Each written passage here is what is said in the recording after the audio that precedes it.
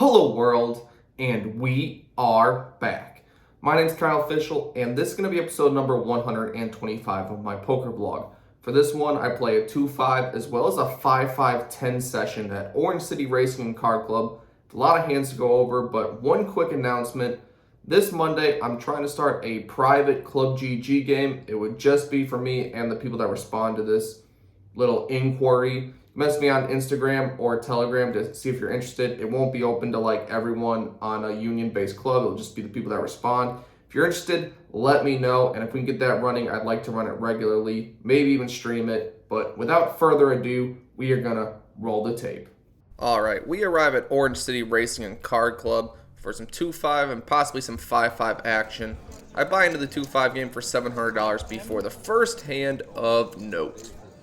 An early position player raises to $20. The button decides to call, and I'm on the small blind with pocket jacks. Definitely going to add into my 3-betting range, trying to widen it up a bit, so I 3-bet to $85. And on this hand, both opponents fold, so it's definitely nice to make $40 uncontested. Definitely feeling some momentum as we start the session. I win another small one before I get moved from the must-move 2-5 game to the main 2-5 game, where with 2 limps, I look down at ace-10 of hearts from the hijack. Definitely going to raise this one up. Size up a little bit because of the limps. I raise to $25. The button as well as both of the limpers decide to call, so we're going 4 ways to a flop of 6-6-5, rainbow with 1 heart. Definitely less than ideal. Would love to flop top pair or more than just a backdoor flush draw. Probably just have to give up on this one. When it checks to me, I choose to check it back. Any of the limp callers could be trapping with a 6, so feel no reason to bluff at this yet. When the button checks it back, the turn is the 9 of clubs. Also not a particularly good card. 7-8 gets there, so when it checks to me a second time, I'm going to check it back again. Not really feeling like putting money into this pot. But surprisingly, the button checks a second time. When the river's the 8 of hearts, also not a great card. This board's very middling and awkward. But when both of the limp callers check to me a third time, I think this pot's just free to take. Like, the best anyone can ever have is 2 pair, which is including the board pairing 6s. And if I got just a 5 or an 8 or even a 9 to fold to a larger size bet, I'd be a pretty good result. And there's $100 in the middle, so I decide to bet $80 into the field, and luckily for me, this bet gets it done. 1 by 1, all the opponents decide to fold. When there are 4 limps to me, I raise to $25 from the small blind with King 10 offsuit. Well, this makes it fold all the way to a middle position player with a smallish stack. He only has 136 in his stack, and he goes all in with it. Now, this opponent had done this like 2 or 3 times, so I'm really not giving him credit for a decent hand. When it folds back to me with the $20 of dead money in there, I think my hand's pretty good to do what I perceive as a 60-40 at worst. If my opponent happened to have an ace-x holding, realistically for that price, I'm just willing to go in with this hand.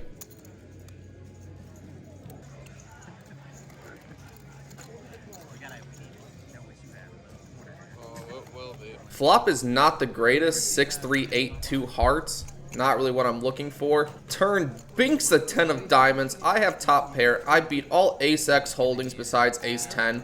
Feeling pretty good about it. River's the queen of diamonds. Not really my favorite card. Diamonds get there as well as ace-queen. But my opponent asks if I have a pair. I say yes. He says you're probably good. And shows pocket 7s. So King 10 will definitely be good on this one. After winning another small one, my stack's looking pretty good, in for only 700, and I'm very happy with the results so far.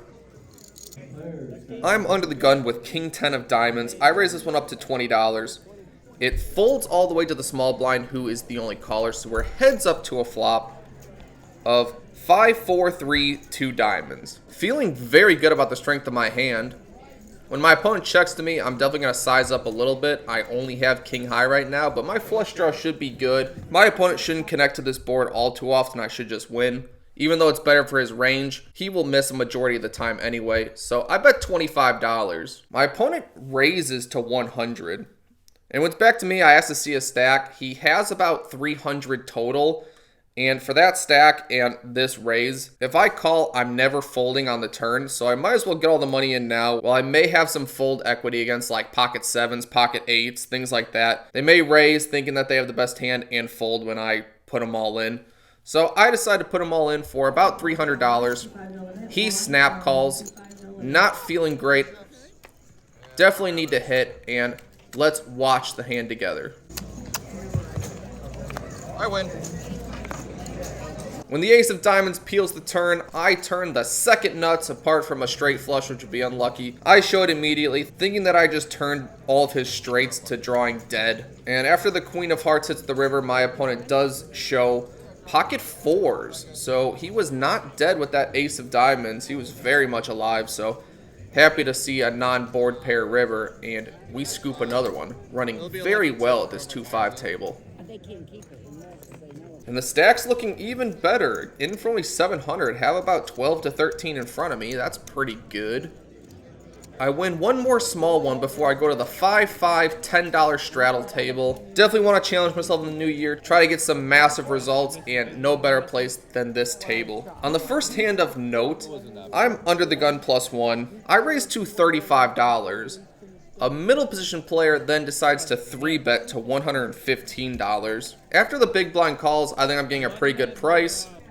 Hand plays decently post-flop, and I don't really want to set the precedent that I'll just fold to 3-bets when I open, so I make the call on this one.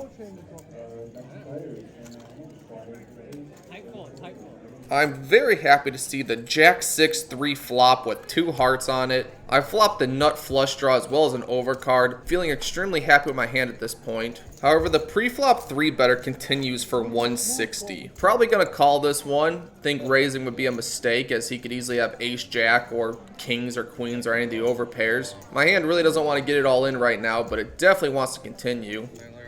Getting even a better price when the big blind decides to call as well. Happily make the call. Hopefully I can hit a heart one time, dealer, please. Nope, deuce of diamonds on the turn. 4-5 completes, but not really relevant in a 3-bet pot. Hoping that if it checked to the pre-flop 3-better a second time, he may check it back as he was called in 2 spots. However, we don't even get that option as the big blind decides to lead jam for about $1,500. And that's just gross. Like, I'm drawing to the nut flush, but based on this action, I don't really think I can call with 1 card to come. I really think this player's just trying to max protect a random jack against like an ace, king, ace, queen type hand. So I actually think my ace is live as well a lot of the time. But unfortunately for me, I think this one just has to be a fold. I don't think my hand's strong enough or has enough equity to make this call, so I end up letting this one go. After a long tank, the pre-flop 3-better decides to call, and he had pocket aces. The player who led had pocket queens. They decide to run the board out twice. Neither one would have been a heart, so I would have lost all my money. But luckily for the player with queens, the second run out is a queen, so he gets bailed out and gets a chop. So lucky for that guy. Somewhat unlucky for me. Please take a moment and subscribe. On the next interesting hand, I'm the under the gun straddler. +1 makes it 35. When 2 middle position players decide to call, I'm definitely going to complete with pocket deuces. Very happy to set mine for just $25 more, so I make the call. And the flop is a miracle. Ace, king, deuce, 2 hearts. What a dream spot. I check inflow. The pre-flop aggressor does not throw out a bet, but the first caller does. Folds back to me. I think I'm happy to just call this one. I can apply more aggression on any non-heart turn very happily. Could even lead on non-heart turns, as I don't really want an ace or a king to be able to check it back all that often. So I call. The pre-flop aggressor folds, so we are heads up to a turn card. No heart, 1-time dealer. Absolutely never. Turn is the jack of hearts. Horrible card. Queen 10 gets there. I don't really think that's all too likely, but I really can't lead on this one, and I don't really think I can raise all too often. So I think this is going to have to be just another pure check call. When I check, my opponent bets $100. Definitely not going to fold, but don't think I can raise, so that leaves me with just calling. Alright, dealer, can you pair the board 1 time? Every time I play this bigger table, I run so bad. Just pair the board. Nope! 6 of hearts. What a awful run out. Like, really? Come on. I checked my opponent. Hopefully he'll check it back if he had like ace, king, you know, a lot of showdown value, but no heart. Nope. He bets $375. And with 2 black deuces, I contemplate calling for a little bit. I do think that some players would just bluff with like ace king. They'd want middling like 8 or 9 of hearts to fold. Based on his bet sizes previously and realizing that the king is diamonds, I think he could easily just have like king, queen, king of diamonds. Because he bet very small on the flop. That doesn't really feel like a pair of aces. It feels like worse. So I kind of just give him credit for king x of hearts. And ugh, this one's disgusting. But I just fold. And when I fold face up, my opponent is nice enough to show me the king of hearts. Very much doubt the other one was a heart, but I suppose there's no way to know, and he's probably not folding to a raise on the turn. Maybe he folds to a raise on the flop. Definitely need to be more aggressive in the future. Next interesting hand. I'm in the small blind with queen 9 of spades. With 2 limps, a middle position player raises to 60. There's 1 caller, I call. The 2 limpers call. So we're going 5 ways to a flop of king, queen, 10. Rainbow with 1 spade. Second pair not really good enough to continue. If I face further aggression from the opponent that made it 60 pre, I probably just have to let this one go. Even though my hand has a lot of potential and looks pretty, just not really good enough to hold up against multiple barrels. But when I check it and it checks to the pre-flop aggressor, he checks it back, and the later position player checks. So I get to see a free card. That's pretty good. 6 of spades. Almost couldn't ask for a better one. Picking up a spade flush draw. Now I think I can just lead here. Blocking the jack 9, having middle pair, having a flush draw. It checked through on the flop. Maybe everyone just missed. So I throw out a bet of $175. And luckily this gets it done. Everyone folds. Very happy with the result of that one. I win a smaller, less notable hand before a middle position player opens to $35. The button calls. I call with ace 6 of hearts from the big blind. And the under the gun straddler calls as well. So we're going 4 ways to ace 6 5 all diamonds. Great to flop 2 pair. Not great that it's all diamonds out there. I check and flow, and the pre-flop aggressor decides to continue for $50. When the button folds, I'm not going anywhere with ace 6. Feel pretty good. My opponent could easily have an ace x hand, which I'm crushing. So I definitely don't think I could fold just yet. However, the undergun straddler calls too. That's less than ideal. He could be drawing to diamonds. When the turn is the queen of hearts, we check into the pre-flop aggressor again. This time he continues for $150. When it's on me, I actually think this is a good spot to turn my hand into a bluff raise. I think I have more suited connectors that have diamonds in them than my opponent. I have 7-8 of diamonds, 9-10 of diamonds, all the suited middling connectors. And my opponent's kind of relegated to exactly king, queen, king, jack, queen, jack. Not too many combinations. Additionally, when I raise, I can get called by like ace, king, king of diamonds. If my opponent had ace, queen, that'd be unfortunate. But since there are some value hands that could even call me that are not winning, I think this is a great spot to bluff raise. If my opponent had like pocket kings or pocket jacks, he'll probably just fold. So I raise to $400. The under the gun straddler folds, and then the pre-flop aggressor decides to call. Not the best result, but a clean river card or even a 6 would be pretty nice. Nope.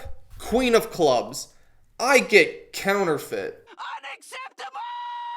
If my opponent had like ace jack, jack of diamonds, that beats me. Ace king, king of diamonds. This river card is a disgusting one without being a diamond. Like, I'm beside myself at this point. I check and my opponent bets $675. Well, I can't call with this run out. All the hands that I was hoping he has mostly got there. I mean, even king queen with just the king of diamonds beats me now, but regardless, unfortunately, this one is gonna have to be a fold. Maybe the raise wasn't the best idea, but felt good at the moment. Let me know what you would have done in the comments below. Next interesting hand. With 2 limps, I raise to $45 with ace jack of spades. Both the limpers decide to call, so we're going 4 ways to a flop of ace king 9, rainbow. So pretty standard top pair, good kicker. Maybe a king will pay off a bet. Maybe an ace will pay off 1 bet. One with a weaker kicker would be preferable. So when it checks to me, I continue for $50.